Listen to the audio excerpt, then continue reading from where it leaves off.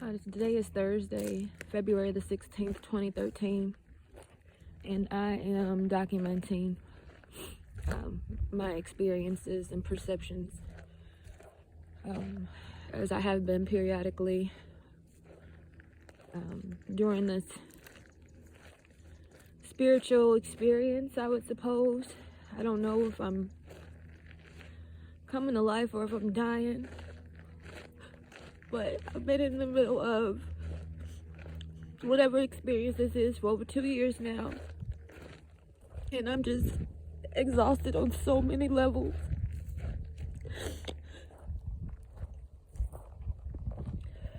So I started a new job that I've been at just under a month. And like all of the other experiences, I am able to perceive the spirits of the people that are around me. So many of you know I'm from Indiana, and before I got evicted in November from South Carolina, that's where I was at for over 10 years. So from Indianapolis to South Carolina, and now I'm on the West Coast in Arizona. And I've moved around so much in part to the spiritual experience and how it progressed. I left Indianapolis in a place where I was just completely, fearful and moving out of fear.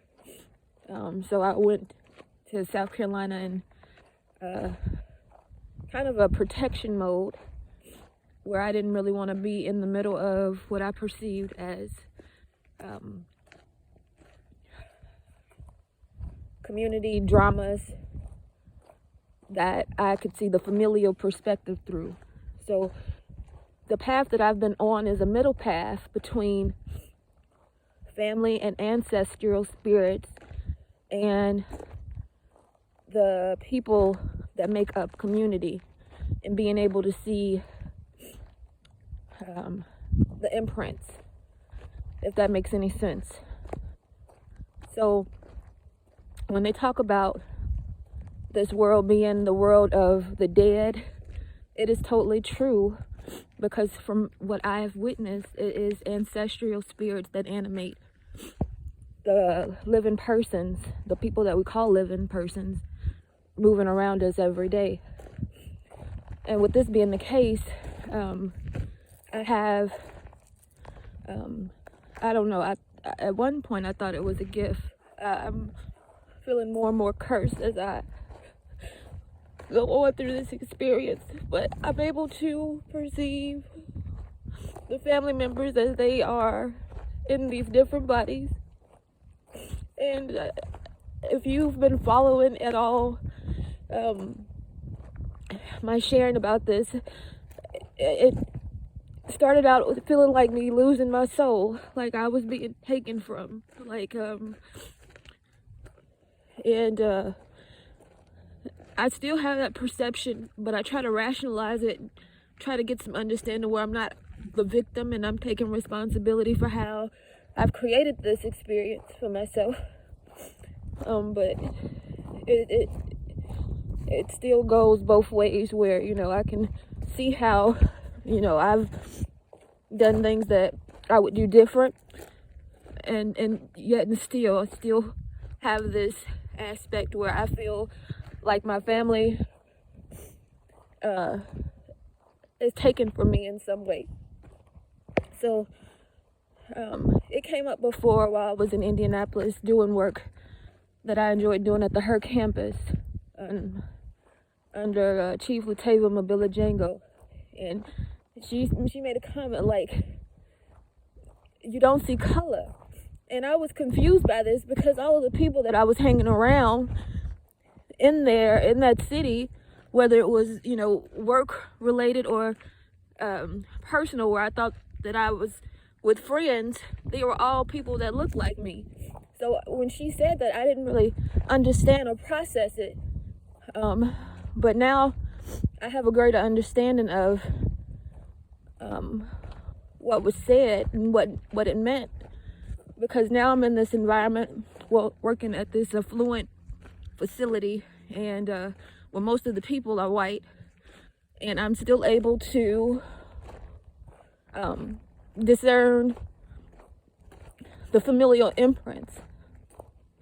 And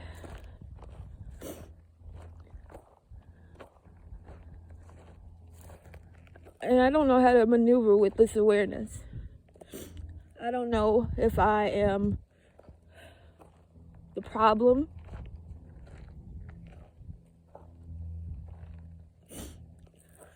but I get a lot of historic insights, whether it be about family members that I never met before, and events that, have a narrative that we may learn that how they come to be. Like, it's kind of like in That's So Raven, where she would have like these blasts of insights that would take her back into the past from, maybe touching something or whatever the experience may be. I won't say that I have it in such a dramatic way, but I'm able to make connections that it seems like I'm the only one that has this perception in my family.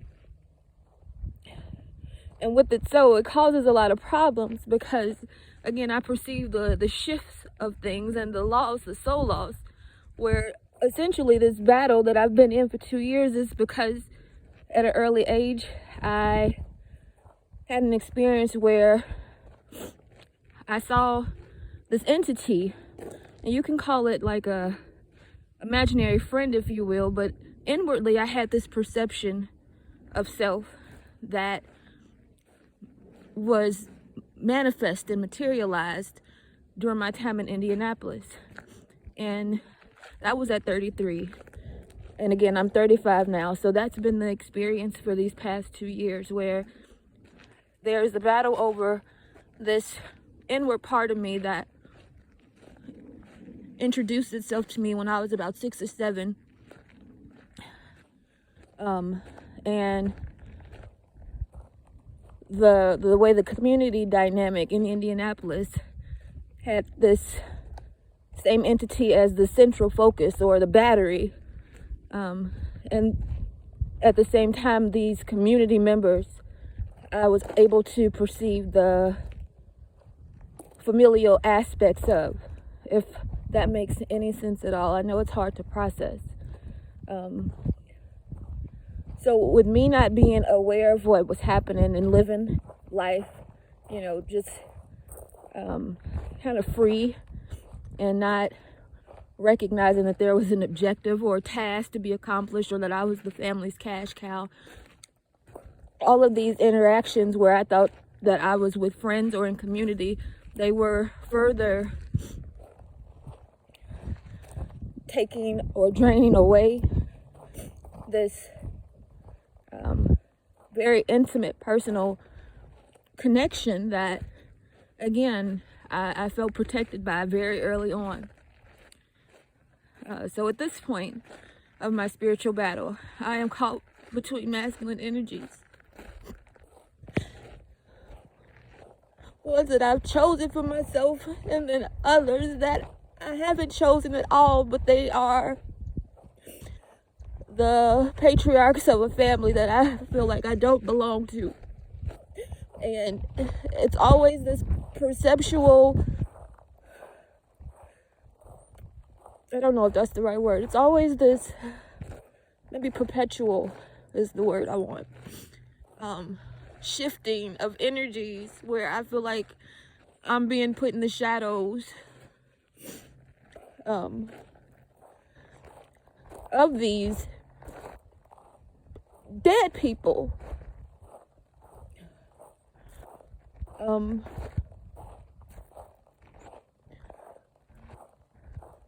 I say that to say, today was really hard, because not only am I able to visually get the imprint, I hear things in a different way. And everyone around me because it's a spiritual experience, they seem to comment on it. They seem to make joke about it. They seem to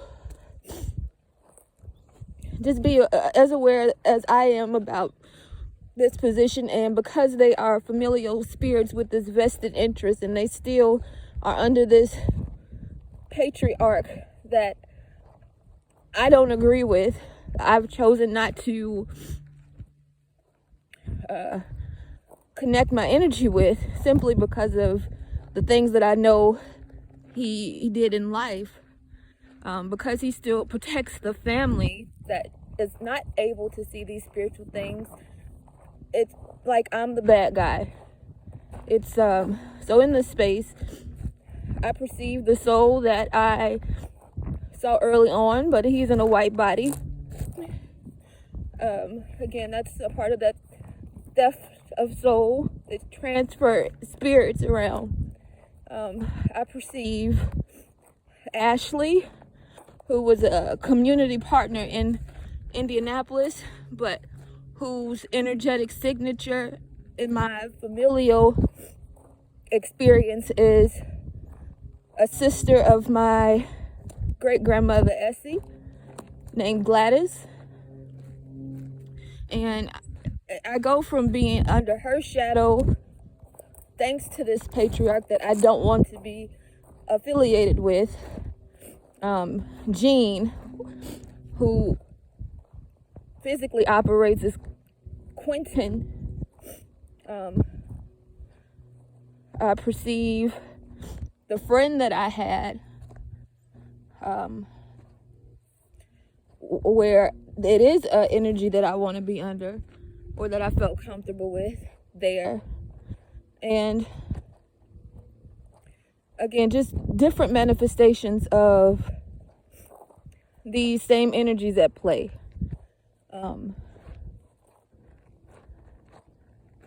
So just a very heavy experience. I'm still trying to make sense of.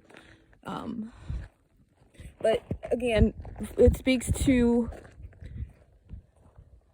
the comment that I said was stated earlier. You don't see color. And I guess that's right, because what I see is spiritual signatures and imprints. And what I'm following is the soul that I feel has been taken from me. So I know him in his black body, and I know him in his white body. And it's like he has to change and shift based on the attack, so that, again, he's not completely obliterated.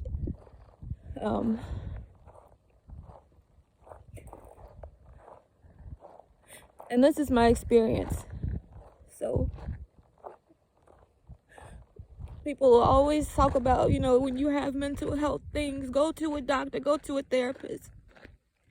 And I've attempted, I've thought about it, but I recognize the spiritual nature of this experience, and I would hate for my experience to be reduced down to, you pray about it, or being prescribed a drug, when I know full well the battle that's taking place behind the scenes of this, that's trying to route me into boxes that I don't fit into, when I know the box that I'm supposed to be in, if that makes sense. If I have to say, if you have to use boxes as a, metaphor for this matrix. But again, I see the soul shifting, soul stilling experience where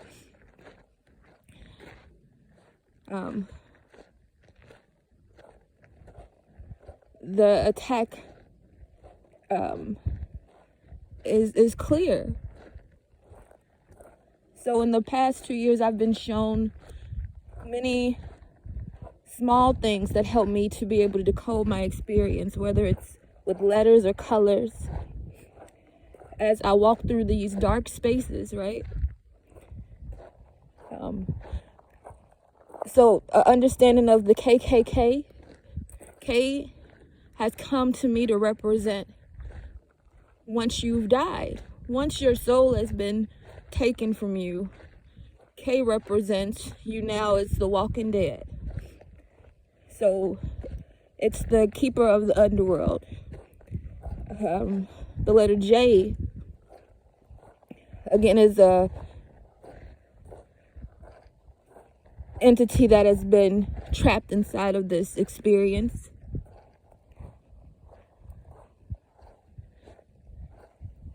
And is used as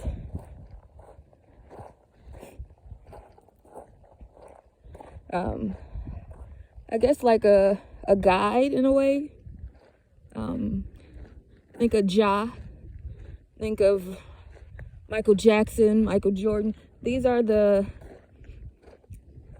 things that are used as tools to be able to fuel entertainment and the things that you see, right? So again, entertainment is a world of dead people being used and misused. So when you bury someone, again, rest in peace is really a goal and a gift, because not all of our ancestors are resting in peace.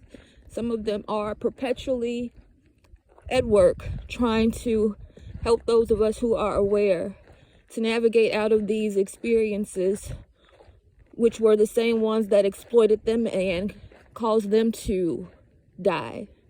So this is what it means to be the White House. I am born in a family that is the White House. My mother and I have different stories, and I've explained this with narratives about what's in a name. I was born into a family of moors and homes and walls, and of course, you know, walls make up homes. But me and my mother, our last name is Porter. And when you think of a porter, you think of someone who's traveling, someone who is helping people get from place to place. So again, to be a porter inside of the walls, inside of a home that has these insidious secrets and runs in this soul-stilling way. Like I said, I know all of the players involved, and the core of my attack comes from my great aunt, which is my grandmother's sister.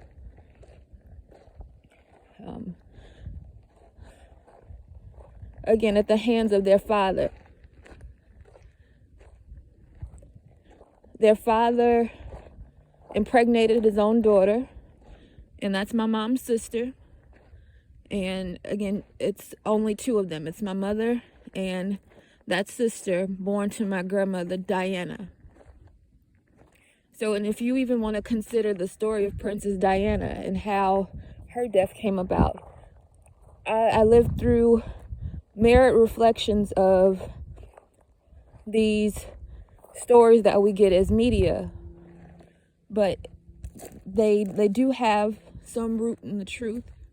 And again, this is the whitewashing of the experience that generationally has played out in the family, of rape, of sibling rivalries. And again, I'm in the shadows of these siblings and these ancestors, doing some healing to what has been, but also very much so being attacked and weakened. And I'm just being made to where I don't even want to be here anymore, knowing how the world really works. My perception has shifted so much in 2 years.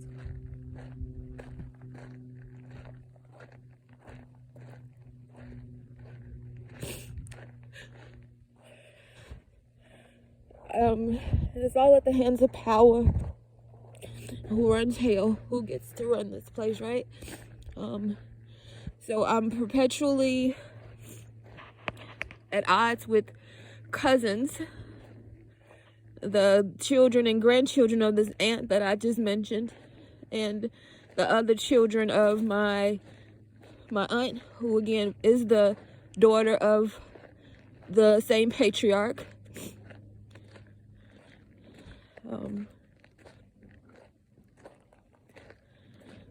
And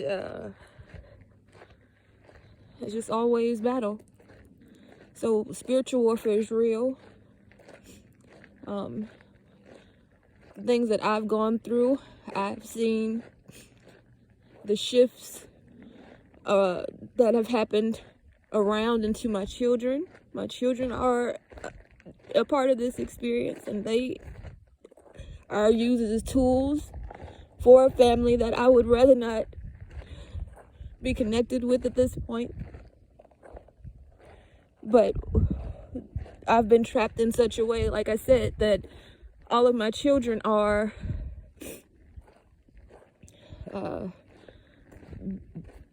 used as pawns in it. So being stuck in the middle, you have ancestral spirits that are black, and they want that to be, acknowledged. They want the royal aspect of our identity to be made known. And then you have another part that is more European, that has developed this structure and just want it to operate smoothly without that awareness being made. And again, I'm in the middle of it. Again, so not seeing color, I see ancestors, and it makes it even more complicated to navigate, because this is family you're dealing with on all aspects, whether you're talking community and the people that make up community. And I quote that somebody said, "This is not community," and I understand that now. I've also been told you don't have friends, because they're not friends. They're family members who come to you to help you, or to position you in a way that benefits outside of you. So again, I mentioned that in this experience, I feel like I am the cash cow. I'm being put under attack because I haven't lifted the family out of its hell. I haven't made money to afford property. We don't own any property. The only time we get new things is when somebody dies. So I feel like that's a leg of this spiritual attack for me. The fact that I'm not performing, I'm not tap dancing. And also because I won't give up my soul, or that aspect of me that I saw before I knew anything else.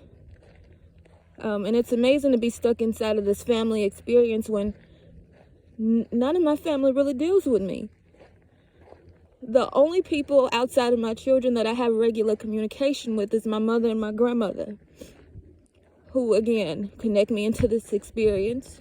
So within the last year or so, I've had to become more independent of myself, so that the communication does not happen so frequently, because when we do communicate, it does stir up these same spiritual energies that I have chosen to avoid, because my mother and my grandmother still have relationships with family that I have chosen not to. When I communicate with them, it brings those alternate energies. So I've been made aware of that.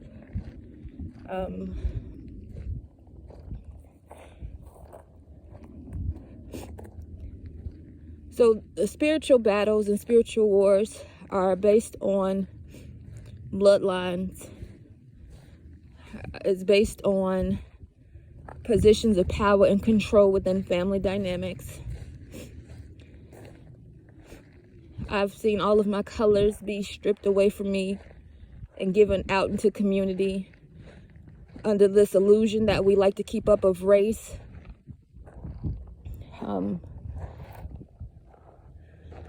And it is an illusion when you realize, again, that it's a completely spiritual experience. A white body can hold my black soul, and black bodies can hold very whitewashed souls. So again, that's the gift aspect of this experience, where it does in a way dissolve the color, because I can see you. It reminds me of Avatar when she says, I see you. You know, what does it mean to see? I've been directly thrown into an experience where I can pick up on me wherever I am, and I also can pick up on those antagonistic energies that want to consume me and the spirits that support me. And that is also a reality. The help that I get, you got ancestors that are in favor of what you're doing, so you have help, and then you have those that would rather you not be helped. So sometimes in the physical world, people that I talk to talk about pains in their bodies or bad things that are happening to them, and because I can hear and understand in a way, it is sometimes a lot to deal with because I perceive it being because of me. I've had people to tell me that you can't take all that responsibility because, you know, God is in control. But even in this spiritual experience, I can see how stolen light and stolen souls have created the grid and the system that corresponds to what we acknowledge as God. So, if ever you wonder why America has such a fascination with death, that is because it is a death culture built off of the recycled spirits and energies of people that they would rather not acknowledge. And I say they, meaning again those antagonistic energies, those ancestors that have had the lives of rapists and murderers.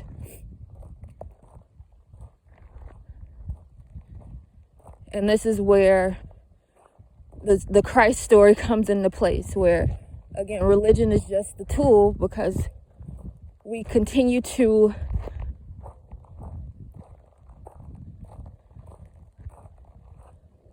sacrifice and martyr people who don't see this in this way and use their energy to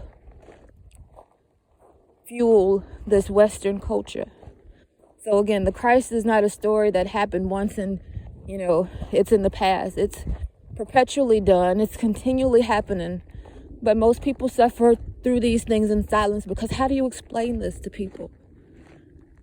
And again, most people are not even aware of these subtle, below the physical surface exchanges that happen.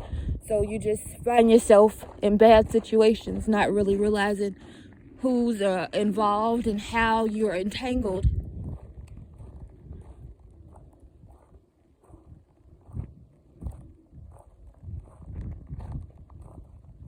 So I feel a little better sharing this.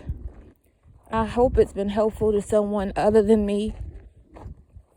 I encourage anybody who may be going through things that they don't understand or that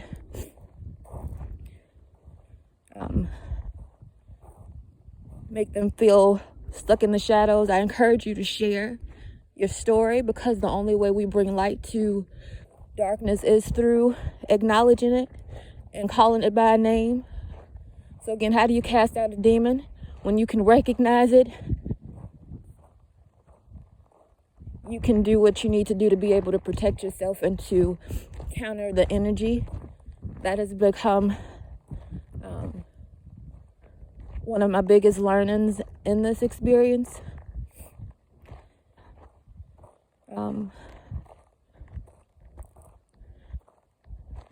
And again, it's not because I don't know myself. I honor and acknowledge my ancestors. And again, I have several that work on my behalf to help protect me during this. So it's not because I don't know who I am that I'm having this experience. It's quite the opposite.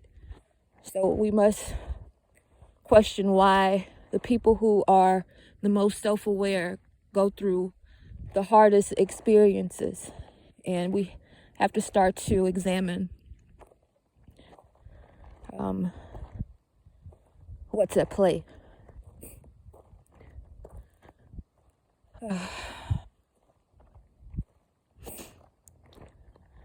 So until next time, peace, love, light, and protection to you.